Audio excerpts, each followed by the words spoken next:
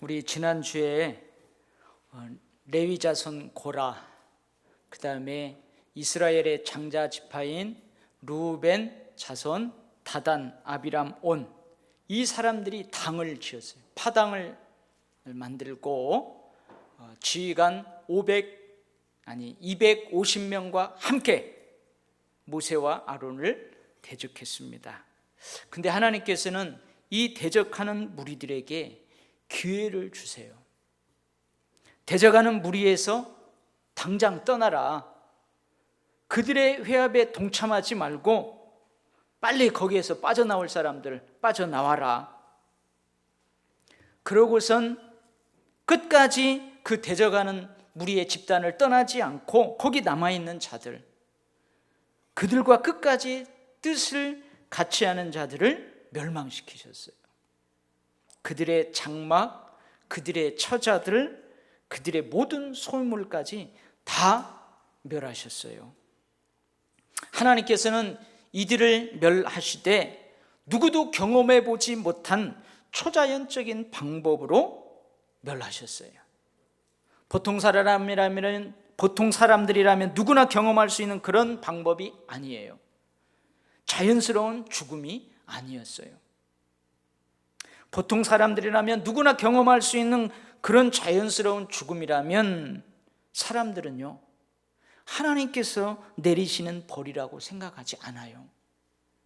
우연히 일어난 불행이라고 생각할 수 있어요. 그래서 하나님께서는 모든 사람들이 저것은 하나님께서 내리는 벌이 확실하구나,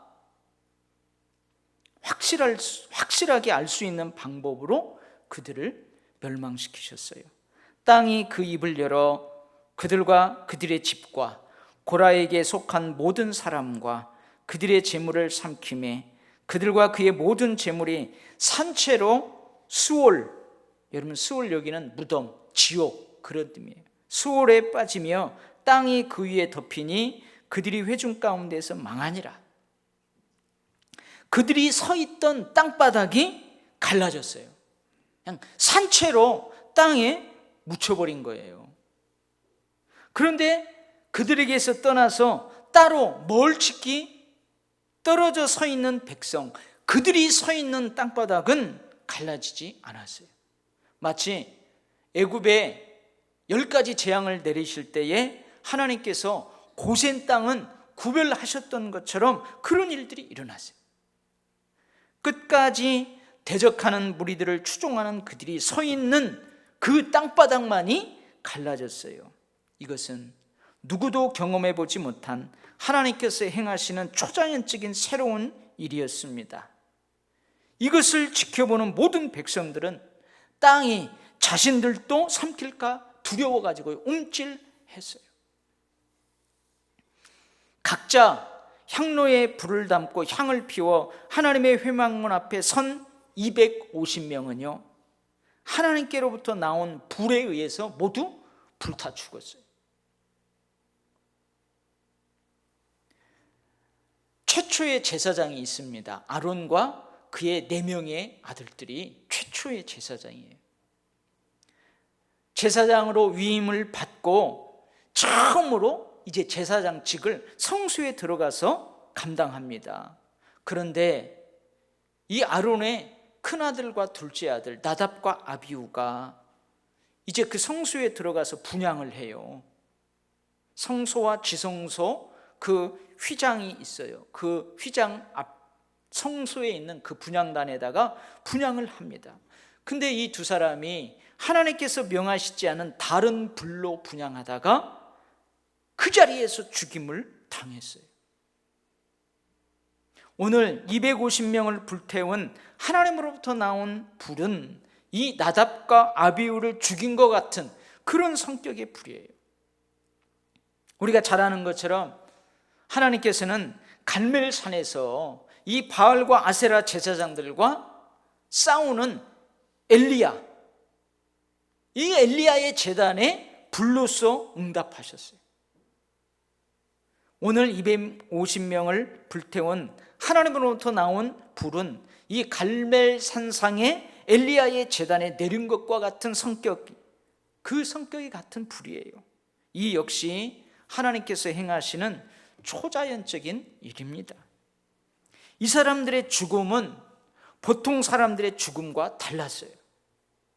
이 사람들이 당하는 벌은 보통 사람들이 겪는 불행한 사건과는 달랐어요. 절대 우연히 일어난 불행한 사건이라고 생각할 수 없었어요. 야, 저것은 하나님께서 내리시는 벌이구나, 확실하게 알 수 있는 것이었어요. 하나님께서는 이 사람들을 이렇게 벌하심으로 모세와 아론을 인정해 주셨어요. 보호해 주셨어요. 그들이 모세와 아론을 대적한 것이 하나님을 대적하고 멸시하는 것이라는 것을 모든 백성들이 알도록 하셨어요. 이것을 누가 두 눈으로 똑똑히 보았어요? 그 백성들이요, 이것을 두 눈으로 똑똑히 지켜봤어요. 그러면 이 백성들이 인정할 것은 인정해야 되잖아요. 뭘 인정해야 되냐면 고라와 당을 지은 사람들, 그리고 250명의 지휘관들이 하나님을 멸시하고 거역했다, 이것을 인정해야 돼요. 그리고 그들에게 벌을 내리신 분이 하나님이시다, 그 하나님을 인정해야 됐어요. 그리고 마지막에는 모세와 아론을 인정해야만 됐어요. 그런데 백성들은요, 그러지 않아요. 이튿날 이스라엘 자손의 온 회중이 모세와 아론을 원망하여 이르되 너희가 여호와의 백성을 죽였도다. 여러분, 백성들이요 모였어요. 태극기를 들었던, 촛불을 들었던 백성들이 막 모여가지고 저들이 저렇게 죽은 것은 모세와 아론 당신들의 책임입니다. 반역한 저들의 잘못을 인정하지 않습니다. 하나님께서 내리신 벌이라는 것을 인정하지 못합니다. 모세와 아론을 인정하지 않습니다. 대신 모세와 아론을 원망해요. 모세와 아론의 책임이라면서 아주 강력하게 항의를 합니다. 회중이 모여 모세와 아론을 칠 때에 하나님께서 쳤다, 여러분 그런 문장을 가끔 들어보는데요, 회중이 모세와 아론을 치는 거예요. 하나님께서는 이런 백성들에게 진노하십니다. 이런 백성들을 연병으로 벌하십니다. 하나님께서 내리신 연병이 시작되자 백성들이 죽어나가기 시작해요. 너무 안타깝죠. 그래서 모세는 제사장 아론에게 하나님을 진노케 한 백성들의 죄를 그들을 위하여 속죄하라고 그래요. 근데 여러분, 우리가 잘 아는 것처럼 속죄제는 보통 어떻게 드려요?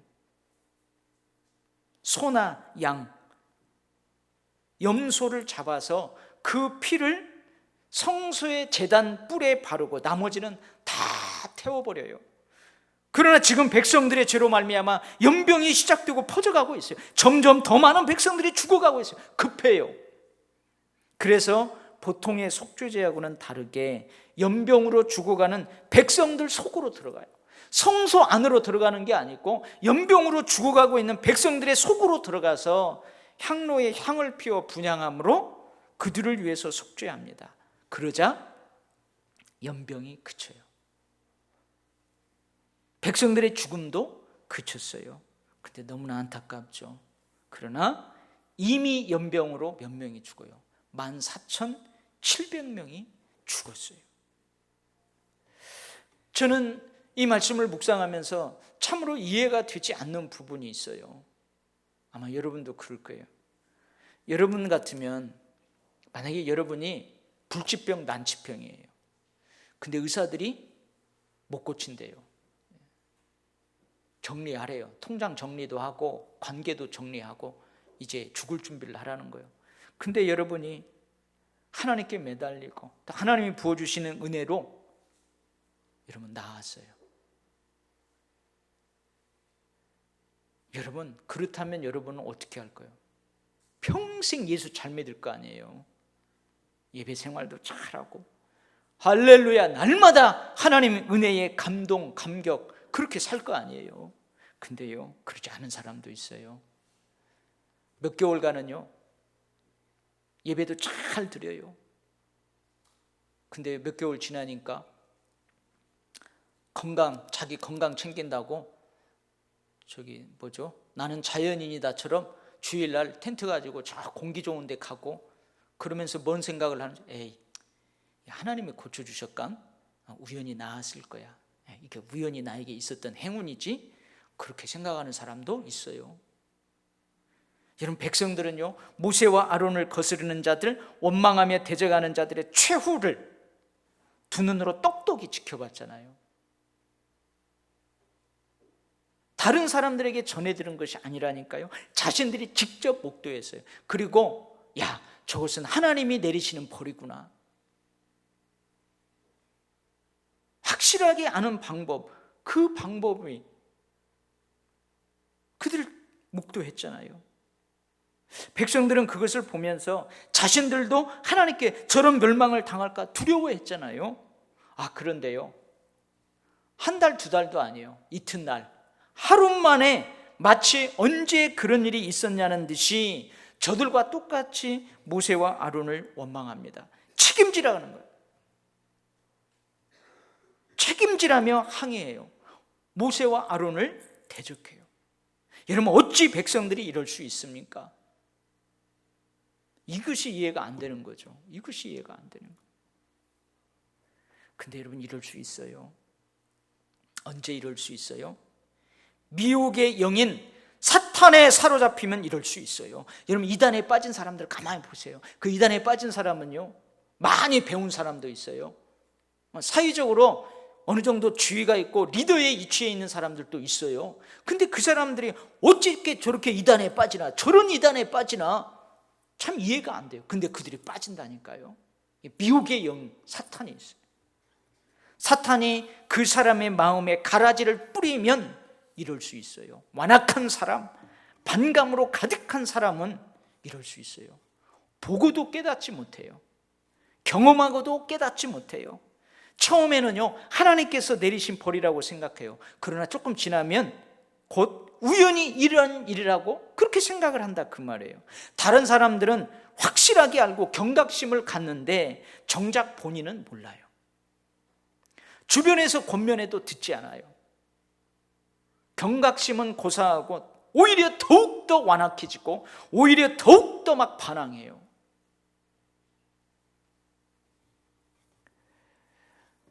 요즘 우리가 새벽 기도 때에 우리가 마가복음으로 아침에 새벽에 은혜를 나누는데요, 저는 그 마가복음에 기록되어 있는 그 기록에 읽으면서 새벽에 설교하면서 새로운 은혜를 깨달았어요.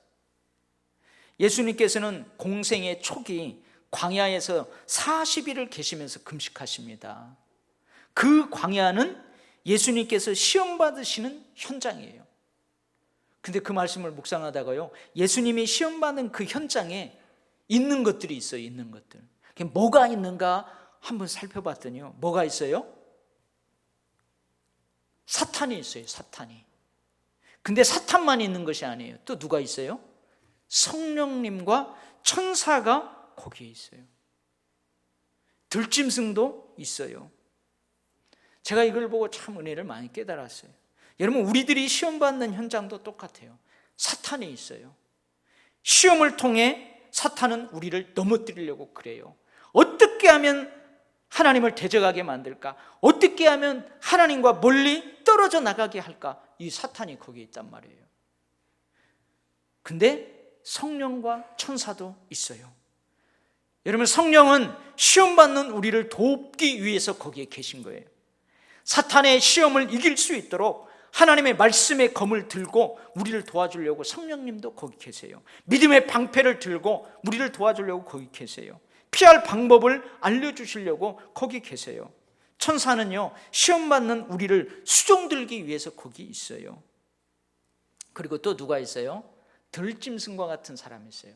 지금 내가 시험 중에 공경에 처해 있는데 전혀 나에 대해서 관심을 갖지 않는 사람들, 여러분, 들짐승과 같은 그런 이들도 있어요. 여러분, 우리가 시험 받는 현장에서 어떻게 하면 그 시험을 이길 수 있을까요? 성령과 천사가 나와 함께하고 있다는 사실을 인식하는 것입니다. 그리고 성령님께 사로잡히는 거예요. 성령님께 귀 기울이는 것입니다. 그리고 사탄의 속삭임을 무시하는 거예요. 전혀 무관심한 들짐승과 같은 이들로 인해서 실망하지 않는 거예요. 그러면 우리는 시험을 피할 길을 보게 되고 결국 그 길로 나아가서 승리하게 될 것입니다. 우리가 시험받는 현장에서 이렇게 행동할 때에 천사가 우리를 수종들게 될 줄 믿습니다. 여러분, 사탄에 사로잡히면 더욱더 완악해져요. 더욱더 강하게 반항하게 됩니다. 기억하시기 바랍니다. 시험받는 현장에는 사탄만 있는 것이 결코 아니에요. 성령도 천사도 거기 함께 있어요. 뭘 들고요? 성령의 검을 들고, 하나님의 말씀인 성령의 검을 들고 믿음의 방패를 들고 피할 길을 우리에게 가르쳐 주려고 거기 계세요. 할렐루야. 하나님께서는요, 이 반역의 사건과 관련해서 모세에게 반역의 기념물을 만들라고 하세요. 반역의 기념물. 첫 번째는요, 죽은 250명이 들고 있는 향로를 가져다가 철판을 만들라고 그래요. 그들이 각자가 이 향로를 가졌잖아요. 놋 향로를 다 거두어요. 그리고 거기에 있던 그 불, 향은 다른 데다 다 버리고 그 놋을 쳐서든지 녹여서든지 철판을 만들라고 그래요. 그리고 그 철판으로 제단을 쌓으라 그렇게 하십니다. 이것이 이스라엘 자손에게 표가 되리라 말씀하세요. 이게 첫 번째 반역의 기념물이에요. 이 기념물은 이스라엘 백성들을 힘들게 하려는 것이 아니에요. 슬프게 하려는 것이 아니에요. 죄책감을 더하게 하려는 것이 결코 아니에요. 오히려 이스라엘 백성들을 살리려는 것이에요. 이스라엘 자손의 기념물이 되게 하였으니 이는 아론 자손이 아닌 다른 사람은 여호와 앞에 분향하러 가까이 오지 못하게 함이며 또 고라와 그의 무리와 같이 되지 않게 하려 함이니라. 여러분, 죽지 않고 살게 하려고 이 반역의 기념물을 만들라고 그래요. 여러분, 창세기 에덴 동산에 보면 하나님이 선악과를 거기다가 심어놨어요. 여러분, 이 선악과는요, 그 에덴 동산에 행복하게 살아가는 아담과 하와를 힘들게 하려고 만드는 게 아니에요. 그들을 살리게 하려고 만든 거예요. 이 반역의 기념물을 볼 때마다 반역의 사건을 교훈 삼아 죽지 말고 살라, 그런 깊은 뜻이 있어요. 늘 은혜의 분량이 충만하며 자신의 분수를 뛰어넘지 말라는 그런 뜻이 있어요. 그 다음에 두 번째는요, 이 반역의 기념물이 있는데 그게 뭐냐면 움이 돋고 순이 나고 꽃이 피어서 살구 열매가 열린 아론의 지팡이에요. 아론의 지팡이, 아론의 쌍난 지팡이.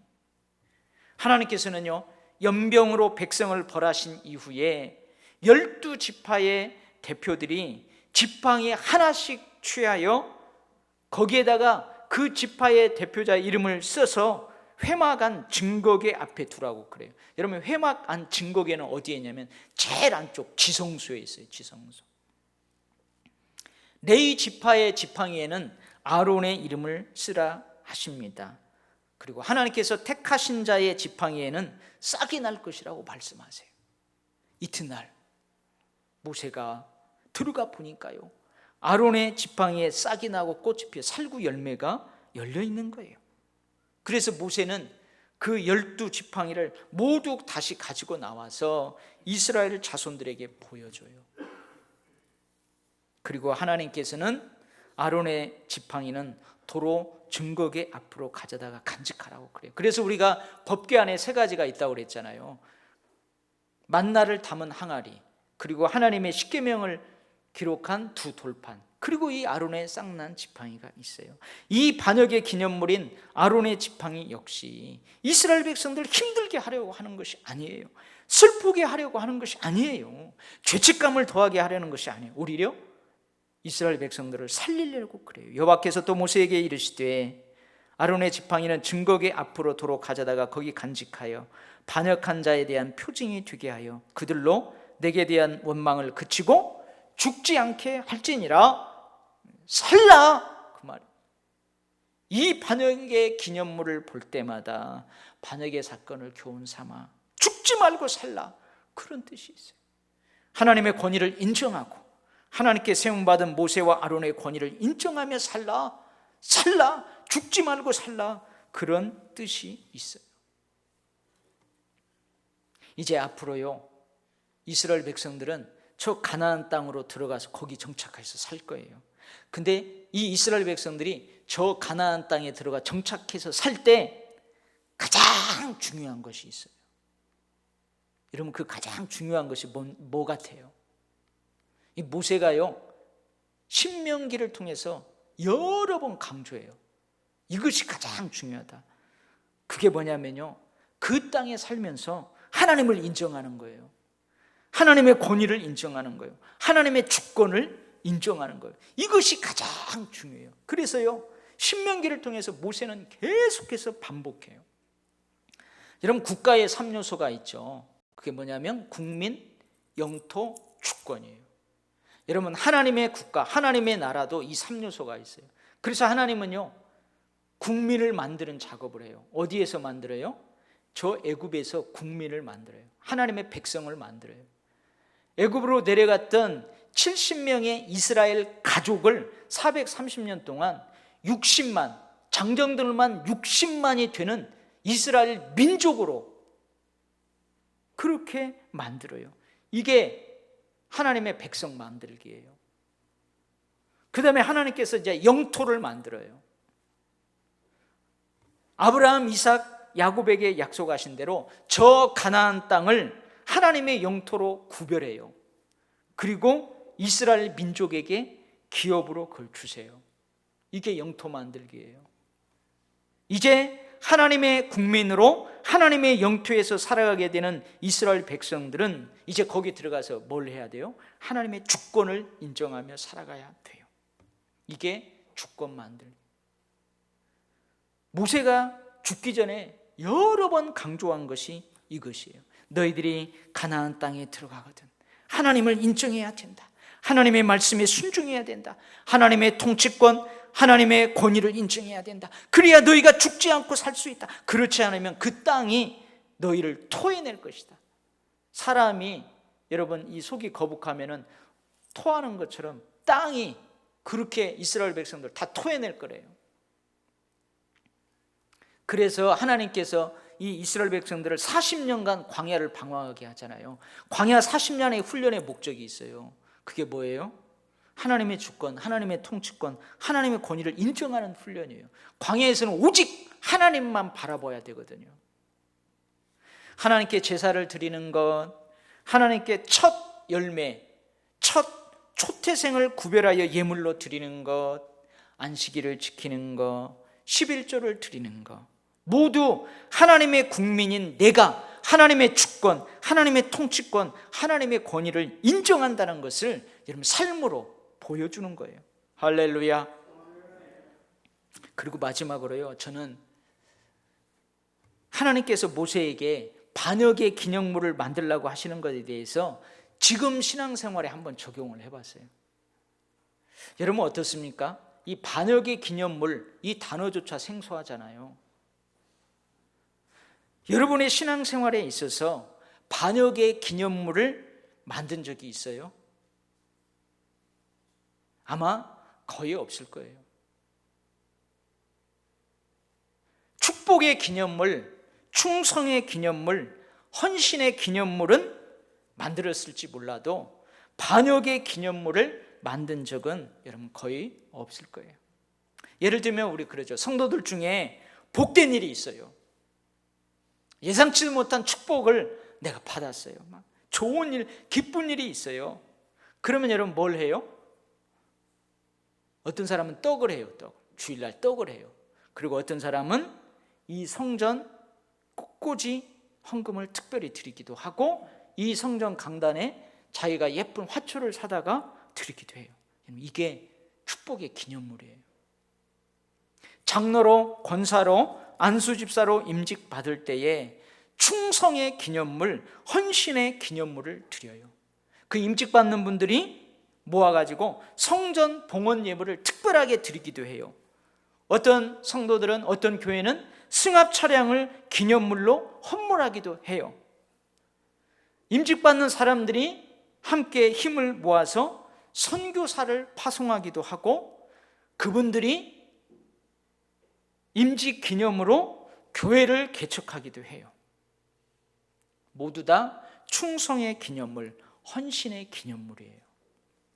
그런데요, 내가 하나님께 벌을 받았어요. 하나님이 나를 치셨어요. 우연이 아니고 하나님께서 나를 치신 것이 확실해요. 하나님께서 나에게 내리신 벌이 확실합니다. 그래서 얼마나 울었는지 몰라요. 얼마나 슬프고 힘들었는지 몰라요. 근데 그 일 이후에 크게 깨달았어요. 그리고 내 삶이 새로워졌어요.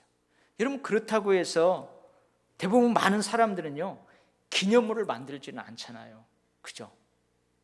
하나님께 벌을 받았음을 깨닫고 교회를 개척했다든지, 성전 봉헌 헌금을 특별히 드렸다든지, 어떤 헌물을 드렸다든지, 여러분 그러지 않아요. 그런 일은 별로 없잖아요. 그러나 어떤 사람에게는요, 반역의 기념물이 있어요. 자신이 만들었든지 하나님께서 만들어 주셨든지 기념물이 있어요. 여러분, 사도 바울은요, 예수 믿는 자들을 핍박했어요. 예수 믿는 자들을 막 다 잡아 죽여버렸어요. 그러면서 하나님을 대적했어요. 예수 그리스도를 대적했어요. 그래서 그날 또 예수 믿는 자들을 잡아 죽이려고 저 다메섹으로 가는 도중에 강렬한 빛과 함께 부활하신 주님을 만나요. 근데 어떤 신학자들은 이 사도 바울에게 평생 갖고 살아야 할 육체적인 질병이 있었대요. 어떤 사람은 간질이라고도 하고 안질이라고도 해요. 근데 안질이라고 하는 사람들이 있는데, 이 안질이 언제 생겼느냐? 다메섹 도상에서 부활하신 주님을 만났을 때 그 빛인 강렬한 빛 때문에 그렇다는 거예요.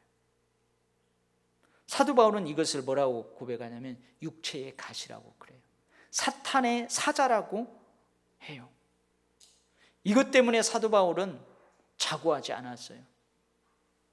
하나님의 권위를 뛰어넘는 교만함으로 사역하지 않았어요. 늘 하나님의 은혜를 잊지 않았어요. 그래서 어떻게 해요? 나의 나던 것은 하나님의 은혜입니다. 여러분, 12 사도들보다도 더 위대한 일을 사도 바울이 했지만 자기는 다른 사도들보다 못한 자라고 늘 겸손하게 그렇게 고백했어요. 이것 때문에. 그래서 사도 바울은 이것을 하나님께서 자신에게 주신 것이라고 고백했습니다. 사랑하는 성도 여러분, 반역의 기념물이든 축복의 기념물이든 충성의 기념물이든 여러분의 삶에 있는 어떤 기념물이든 그것이 여러분을 살릴 수 있기를 바랍니다. 그것 때문에 여러분이 더 성숙할 수 있기를 바랍니다. 그것 때문에 하나님의 은혜가 더욱더 큰 은혜가 될 수 있기를 바랍니다. 그것 때문에 하나님을 더 사랑할 수 있기를 바랍니다. 하나님의 권위를 인정하며 하나님의 백성답게 복된 삶을 그렇게 풍성하게 누릴 수 있기를 주의 이름으로 축복합니다. 아멘. 기도하겠습니다. 하나님 아버지, 2주간에 걸쳐서 이 반역의 사건을 살펴보며 주님께서 우리에게 들려주시는 그 음성을 들으며 때로는 마음이 아팠습니다. 나 자신을 돌아보면서 아버지, 나도 저런 때가 있었습니다. 고백하며 눈물도 많이 흘렸습니다. 주님, 우리의 삶에 여러 가지 흔적들이 있습니다.